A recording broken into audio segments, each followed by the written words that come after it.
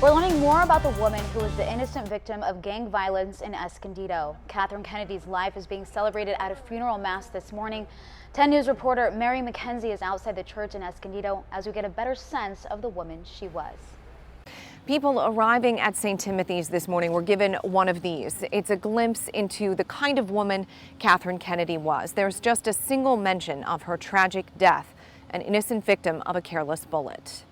It was important to Kathryn Kennedy's daughter that her mother's life not be defined by what happened to her. The funeral held here at St. Timothy's, Kennedy's beloved church this morning, was a celebration of her life. She was one of the most beautiful people you would ever want to meet. We've learned that the 55-year-old was a devoted single mother, a dental hygienist, and avid gardener, and she had recently learned to ride a motorcycle with her husband, whom she had met here at the church where he works. In Escondido, Mary McKenzie, 10 News. New developments. An ex-Power Ranger is facing prison time for killing his roommate. Ricardo Medina pleaded guilty to stabbing Joshua Sutter 10 times with a sword after an argument in Palmdale over Medina's girlfriend. Medina played the Red Lion Wild Force Ranger back in 2002. He faces 6 years in state prison. And happening now to the mystery surrounding 2 teens found dead on the side of the road in Colorado. Police identifying the boy and girl, saying their deaths were homicides, but they're not saying how the pair died. ABC Neil Karlinski is in Colorado Springs. This morning, officials are on the hunt for the killer of these 2 Colorado teens. We are investigating this as a double homicide, and so we are aggressively investigating this case. It was around 8:45 a.m. Sunday. A 911 caller reported driving by 2 bodies lying on the shoulder of this road. The bodies later identified by authorities as 15-year-old Derek Benjamin Greer and 16-year-old Natalie Partida. This morning, both families speaking out for the first time.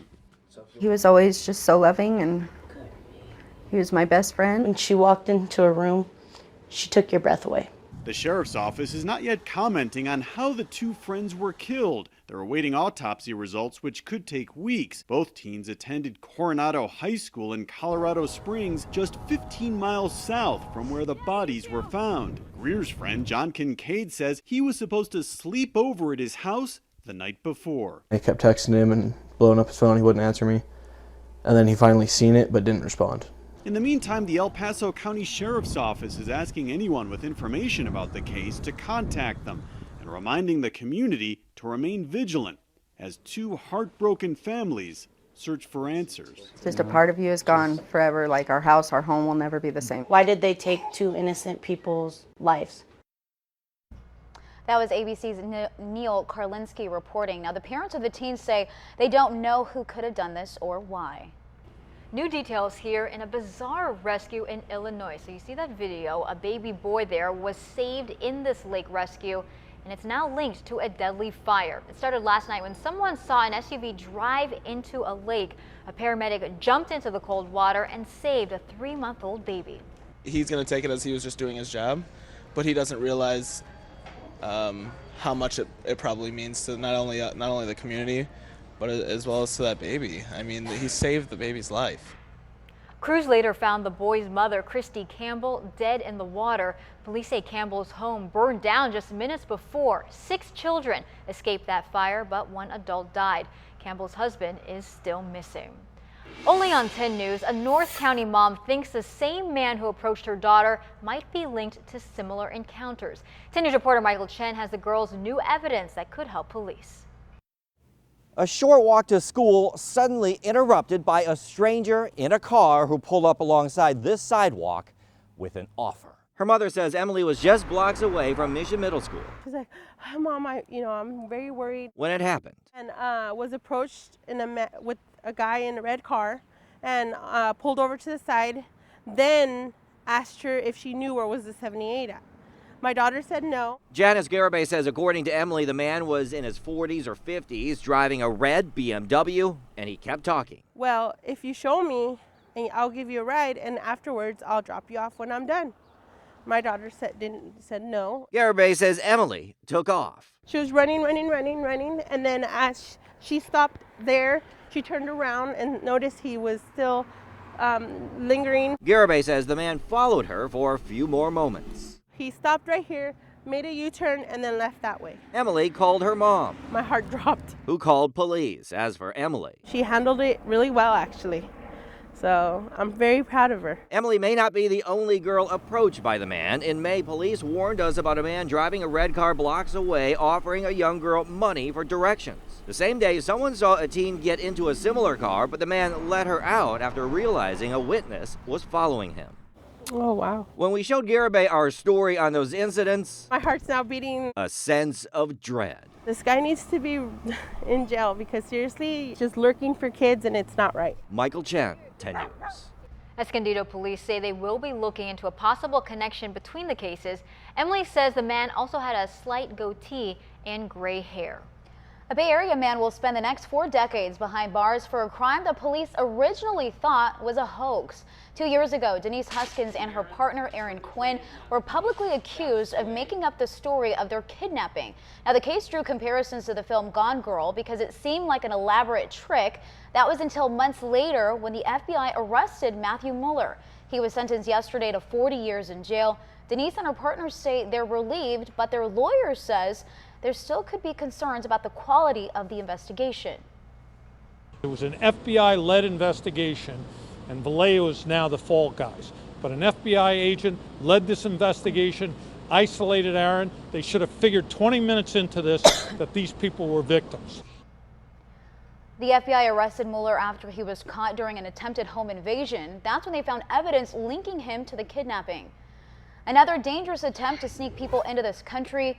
3 women and a man were found crammed inside a car's trunk. Look at that video there in San Ysidro border crossing. All 4 were Chinese nationals trying to enter the U.S. illegally.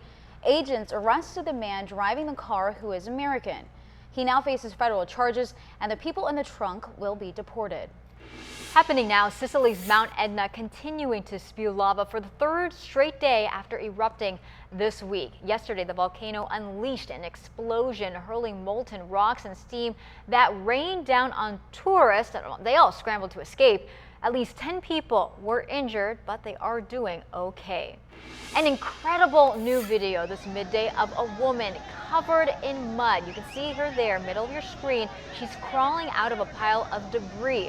Now, this is on an overflowing river in Peru. That woman, very lucky to get out. A dozen people died over 3 days because of dangerous flooding and mudslides. The fast-moving water also pushed a cow and 2 trucks downstream.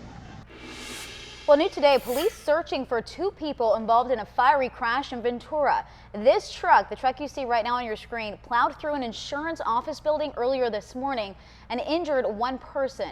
The crash sparked a small fire that was put out by the building's sprinkler system. The car's passenger was hurt in the crash and was taken to the hospital, but 2 other passengers are now on the run. And happening now, senior citizens are holding a town hall meeting against the Republican health care plan. They say they're concerned about cuts to Medicare. That's happening downtown at the Gary and Mary West Senior Wellness Center. Also, union nurses are delivering petitions supporting Obamacare to local Congressman Duncan Hunter and Darrell Issa. They're trying to get the lawmakers to support the Affordable Care Act rather than its replacement. And National City Police are keeping an eye on high schools where students got word of a shooting threat on social media. 10 News reporter Mimi Alcala spoke with school officials. She is at Sweetwater High with the concerns for parents as well as students. I talked to a district spokesperson this morning. He didn't want to go on camera, but says the shooting threat is just a rumor. He says it was investigated by the district and National City Police, and they couldn't find a credible threat. However, there were officers parked right across the street for a few hours this morning. The spokesperson wouldn't tell us how they came to the conclusion that no threat was ever made here at Sweetwater High. He tells us parents were notified and school went on as usual. He also couldn't say anything about the student named in the threat, but did say no arrests were made, although some parents claim police told them someone was arrested. Students tell me rumors of a shooting to happen at a school assembly scheduled for today started yesterday and quickly spread on social media. Many students did come to school today, but some stayed home. One student showed me some posts his classmates added to Snapchat. One writes, #not attending school today, too pretty to die. Another one posted this in part saying, the rumors about the shooting low-key scaring me, but I gotta take a test, so I'm risking my life. And then there were these text messages. Why are you going to school? You too pretty to die. The student responds with, "I know, but I got a test." And then this video was also posted on Snapchat.